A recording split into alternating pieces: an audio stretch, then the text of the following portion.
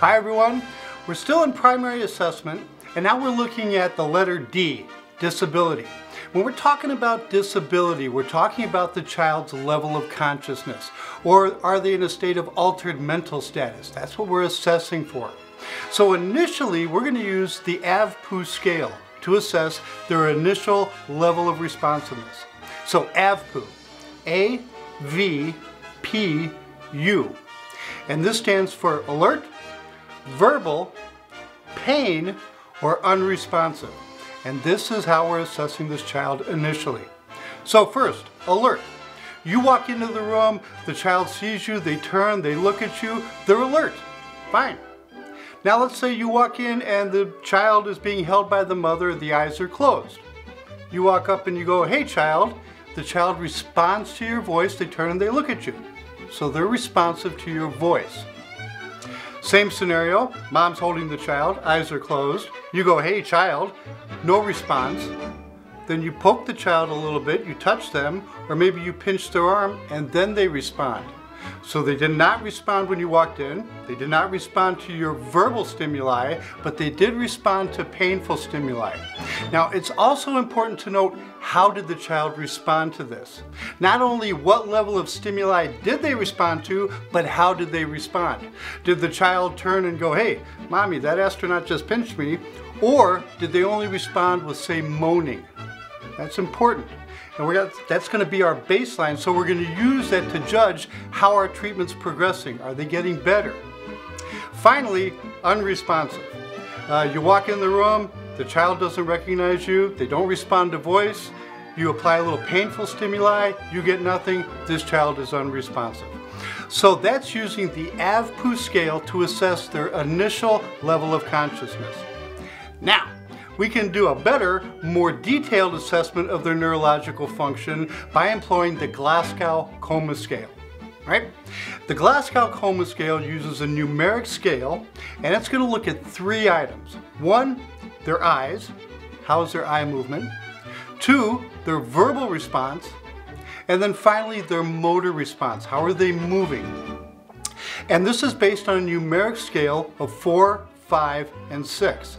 So I tend to remember, when talking about the Glasgow Coma Scale, EVM 4, 5, 6, which stands for eyes, verbal, motor, and then the grading scale. Eyes, best out of 4, verbal, best out of 5, and then motor, best out of 6.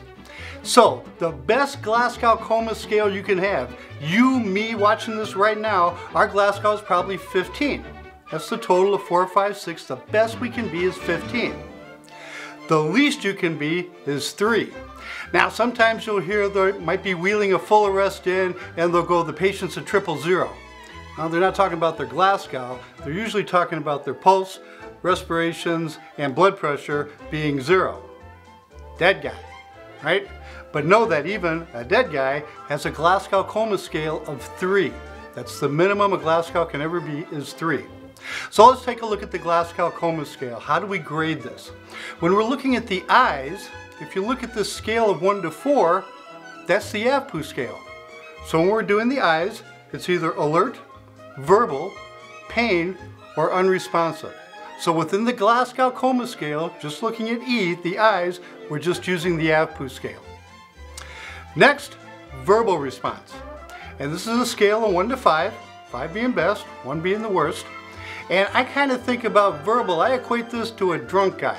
If you think about it, right? A 5 has a drink in his hand, he's fine, he's talking, he's alert, everything's fine. Gets down to a 4, he starts getting confused. Has a drink on, where are my keys? Where did I put my wallet? Where's my, he's a little confused. Drop down to a 3, now he's slurring his speech a little bit, right? He's going, hey, what's a girl like me doing in a place like you? So his words aren't coming out correct. Get down to a 2, and now he's developed pirate language. He's drunk, half passed out, he's It's a 2. A 1, passed out drunk. That's a 1. So when you're looking at the verbal response, I tend to look at a drunk guy. The stages of being drunk. So now let's take a look at the motor response for Glasgow Coma Scale. That's a 1 through 6 scale, 6 being the best. So 6 would be a patient that follows commands. You tell them move their right leg, they move their right leg. Great. After that, moving down to a 5 would be a localizes pain. And what that means is the patient's lying there on the cot, they may not be saying or doing anything, but you pinch them in the arm or start an IV, they withdraw that arm. They've localized that pain, they responded to it, and they move that arm. Moving down to a 4 would be a withdraw from pain entirely, which means you went to start an IV on that arm and the whole body moved. They just tried to get away from the pain. They just completely withdrew from it, but they didn't localize to the arm. Now 3, 2, and 1, moving down the motor section of the Glasgow Coma Scale, are always the same throughout the ages. Decorticate posturing, decerebit posturing, and unresponsive. So those are the last 3 sections of the motor response in the Glasgow Coma Scale. Now, the Glasgow Coma Scale was originally designed to assess the severity of traumatic brain injuries, head injuries. That's what we used it for. Later on, it was adapted so we could assess medical patients, the neurological function of medical patients, and later after that, it was modified to include the pediatric patient. Now, if you look at the Glasgow Coma Scale, the motor and verbal are dependent on the patient's response to us. They have to be able to respond to us and they have to be able to speak.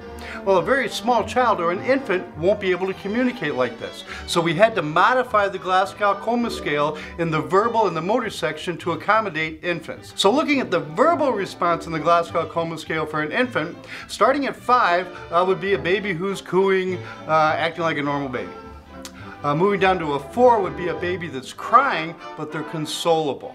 After that, moving down to a 3 would be a baby who's persistently crying. They're not consolable, they're crying constantly to pain. A 2 would be an infant who is just moaning to pain, moaning to a painful response. That's the only response we got out of them. And then a 1, of course, would be completely unresponsive. So you can see it changed a little bit for an infant who can't communicate. Now the motor response for an infant, 6, acting normally, just being a regular kid. They're moving appropriately, everything's working fine. Moving down to a 5 would be withdraws to touch. So you just touch them and they withdraw. A 4 would be withdraws to painful stimuli. You touched them, they were fine. As soon as you pinched them or gave them some pain response, then they moved away from that. And then the last 3 again in the motor for the Glasgow Coma Scale is always decorticate, decerebit, and unresponsive. So, how are we going to treat this with a kid when we have a depressed altered mental status? 1, be thinking oxygenation. Go back to the airway on this kid. It always starts with the airway. 2, look at their perfusion. Do they have oxygen in the blood, but they're not circulating it? 3, you can look at their blood sugar, and this is important in children too, any altered mental status. Children do not have the glycogen stores that adults have. They don't have that reserve sugar that adults have. And children can drop their sugar just from the work of breathing. A sick kid has pneumonia, he's been working really hard to breathe, he could chew up his sugars very quickly. And I've seen this, the kid's been working, peters out and passes out.